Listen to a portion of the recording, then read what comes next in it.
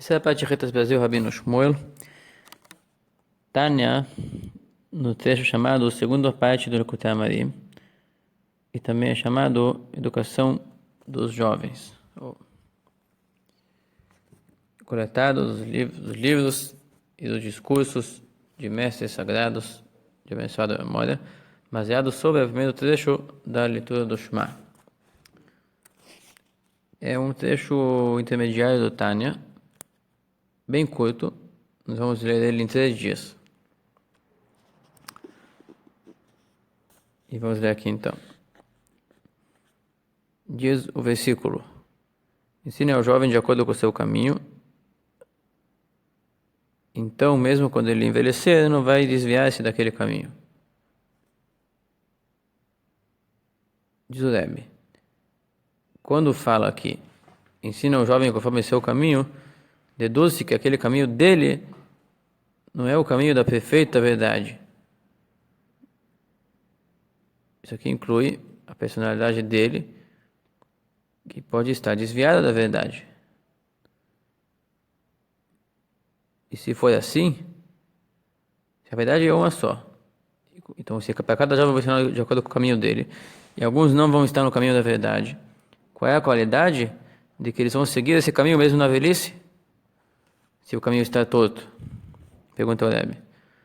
Somente é conhecido, o Rebbe antecipa aqui, é conhecido que as raízes do serviço a Deus é amar a Deus e temer a Deus. Ou melhor, começar com temor, temer a Deus, depois amar a Deus. E disso vai surgir, do temor vai surgir afastamento, os dois vai surgir o afastamento de tudo que é negativo, todos os hábitos e práticas negativas, e vai surgir o temor principalmente, a abstinência do proibido, e do amor, a energia para praticar as coisas positivas de forma vibrante, cumprir todos os mandamentos da Torá, e inclusive o mandamento de obedecer ao que os sábios instituem. E eis que sobre o amor a Deus está escrito no livro de Deuteronômio: este mandamento que estou ordenando a vocês praticar ela ao amar a Deus, não está afastado de vocês, etc. Pergunta o Rebbe: será que eu ordeno vocês fazer amar? Pergunta o Rebbe: como dá para chamar o amor de uma ação? Amar é fazer? Amar é sentir. Explica o Rebbe agora. Que isso aqui a gente deduz que tem 2 tipos de amor a Deus. Um tipo é a alma se extingue naturalmente, buscando a aproximação do seu Criador. Isso acontece quando a mente, a alma mentalizadora, a alma pensativa, que pensa, supera a matéria, rebaixa ele, doma as tendências corporais. Então, ela se empolga, ela se inflama com a chama que tem força própria para subir e ter prazer e felicidade somente em unir-se em Deus, em perceber como Deus é tudo e nós somos parte dele. Quer dizer, o amor é que a pessoa esquece de si, daquela parte de si como material, e gosta de si somente como parte de Deus. E esses aqui alcançam um prazer tremendo no contato com Deus. Os que merecem esse grau de amor intenso são chamados tzadikim. Como está escrito, que a qualidade do tzadik é que ele se alegra em Deus. Está escrito no Salmo, se não me engano. Não, isso aqui é no outro palavra. Está escrito em outro momento: alegram-se justos em Deus. Quer dizer, somente eles conseguem alcançar uma alegria na presença de Deus dentro deles. Mas nem todo homem merece isso.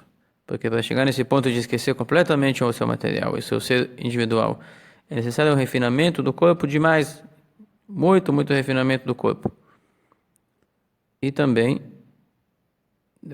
isso aqui é o refinamento do corpo para tirar o impedimento de chegar lá, nesse amor a Deus, nessa felicidade de união em Deus. Além de tirar o impedimento, tem que ter mérito para trazer para cá essa luz, iluminar o ambiente.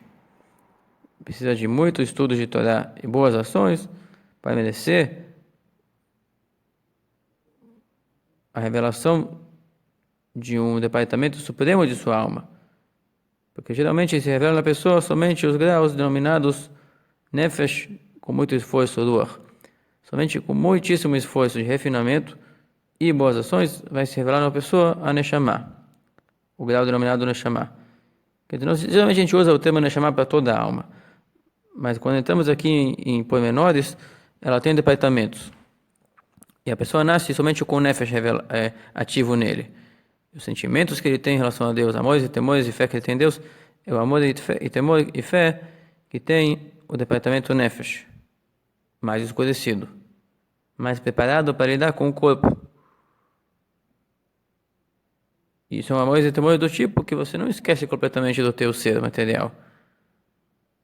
São aqueles amores e temores que não eliminam, de certa maneira, que podem existir em paralelo com os amores materiais. Talvez não no mesmo momento, mas uma pessoa que reza depois da reza esquece, digamos, de Deus. Então o amor e temor dele é um tipo de Nefesh revelado. Se for amor e temor verdadeiro e não falso. Pois, com muito esforço, há quem consiga revelar no seu corpo também, sentir a sua percepção, o amor e temor do Ruach. São departamentos da alma de cada pessoa. Mas, de tão desconhecido que para nós é o grau superior, é como se ele fosse tomado por um outro espírito. Na verdade, o espírito dele é um potencial que cada um tem.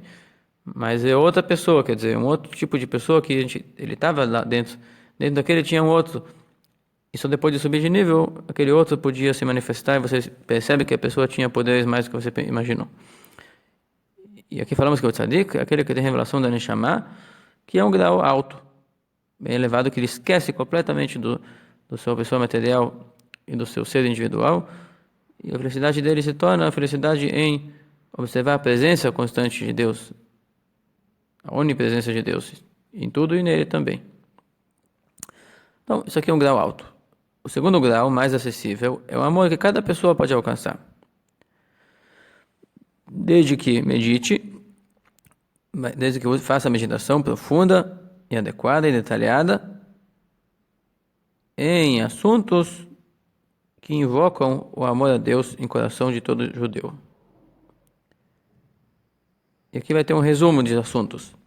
Seja a meditação genérica, Deus é a nossa vida, assim como eu amo a minha vida. Se eu amo a minha vida e a minha presença, eu tenho que amar a minha verdadeira vida e a verdadeira presença, que é uma extensão do fluxo vital universal. Que nada diferente é aqui um fluxo divino que vem de Deus, que existe sozinho e vive sozinho e tem todas as qualidades sem depender de ninguém para supri-las. E nós dependemos dele. Então, assim como eu amo a minha vida, a minha pessoa, eu tenho que amar a minha raiz. E a raiz da vida é Deus.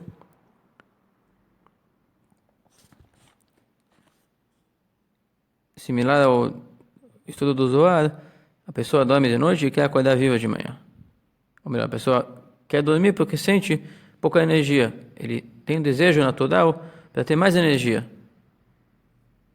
Assim, tem que amar a Deus e desejar que Ele esteja mais presente na gente para que tenhamos mais energia, mais vida. Isso aqui é uma meditação muito genérica, superficial.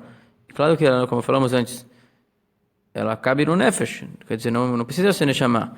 Não elimina o individualismo, não elimina o corpo. Pelo contrário, se eu amo o meu corpo, eu tenho que amar a Deus, que faz o meu corpo estar bem. Outra meditação segunda, um pouco mais detalhada, a pessoa que compreende, se aprofunda na grande generosidade do Rei Deus, Rei Santo Bendito seja, de acordo com o que alcança sua mente. Inclusive ele medita sobre colocações que sua mente não alcança. Então ele medita isso, aquilo eu não alcanço. Sua miudez, que nem tudo sobre Deus ele alcança. Com isso ele fixa a grandeza de Deus, a qualidade dele, a perfeição dele. Meditando em dois aspectos, nas coisas que eu entendo da grandeza dele, nas coisas que é obrigatório dizer que tem a grandeza dele, embora eu não consiga compreender. Por exemplo, falar que Deus não se divide em partes. A gente entende que não, mas não entendemos como seria ele unificado consigo mesmo. Mas sabemos que assim é. E assim vai. Detalhes da grandeza que podemos constatar que assim é, baseado no fundamento de toda a Torá, que é saber que existe um ser primeiro que não depende de nada para existir, existe sozinho, e ele que gerou todas as criaturas que experimentamos hoje que existem. Quer dizer que o ser primeiro não depende de ninguém para existir, por isso ele não depende do tempo, do espaço, de divisão de partes, e não depende de nenhum tipo de moderador que faça seus componentes estar cada um em seu lugar, que nesse caso o moderador seria o primeiro. Ele é o primeiro de todos os moderadores, de todos os existentes, e não depende de nada para existir. E aí obriga a dizer que ele não é dividido em partes. E não é necessário que haja moderação dentro dele. Isso foge de nossa capacidade de como sim é. Então você medita em dois detalhes na grandeza dele. A grandeza que você percebe, os seus atos, por exemplo, a grandeza por instrumentos, ele consegue fazer isso, consegue fazer aquilo. E a grandeza que a mente obriga a dizer que ele tem, que tem que ter um ser primeiro, e ele tem que ser tão grandioso assim, assim, assim. Como seria um ser tão grandioso? Foge de nossa capacidade de entender. Fixa que esse ser é extremamente grandioso. E depois medita o amor intenso de Deus, de descer até nós, o nosso Egito, o nosso aperto, a nossa, digamos assim, abominação dessa, aqui diz, a nudez da terra, quer dizer, a terra de abominações, de práticas materialistas e egocentristas, visando um prazer animalesco apenas, muito afastadas em qualidade do ser divino, que é geral, e vê todos os aspectos e tem pleno poder sobre suas manifestações em nós, não se contemos em nada e vislumbramos apenas o nosso cantinho.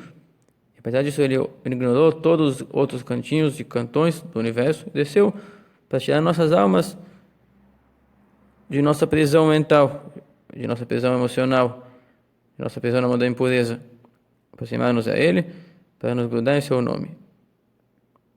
E com isso ele nos elevou do cúmulo da baixeza e da impureza para o ápice da santidade, unir-se com a sua grandeza infinita. Isso é uma dedicação imensa e um favor indescritível que a pessoa meditando nisso gera, né, no seu coração um amor recíproco, como a água reflete, como o rosto reflete na água e se enxerga ali o rosto, como espelhamento, se enxerga o rosto que enxerga na água. Da mesma forma, o amor de um ser, quando percebe que o outro ama ele, ele também ama o primeiro. Se tu perceber que alguém te ama, você vai automaticamente amar a ele também. Ou se conseguir fazer o outro sentir que tu ama a ele, isso vai gerar no coração dele um amor também para ti. Isso gera um amor a Deus intenso, de querer se unir a ele e não se desligar dele nunca mais. Como foi explicado isso longamente antes. Isso aqui é uma repetição resumida do que já vimos em capítulos anteriores. O resumo de hoje. Fez uma pergunta e começou a fazer uma abordagem. Existe amor de justos, que é uma revelação de um departamento da alma que elimina praticamente o individualismo de criatura. E a pessoa só valoriza o mundo do ponto de vista de Deus. E existe o amor de Deus que não elimina a criatura, mas reconhece, número 1, que Deus é o maior suprimento da vida minha. Consequentemente, eu tenho que amá-lo. E número 2, com mais aprofundamento, Deus não me ama apenas como algo baixo. Ele me ama de qualquer jeito.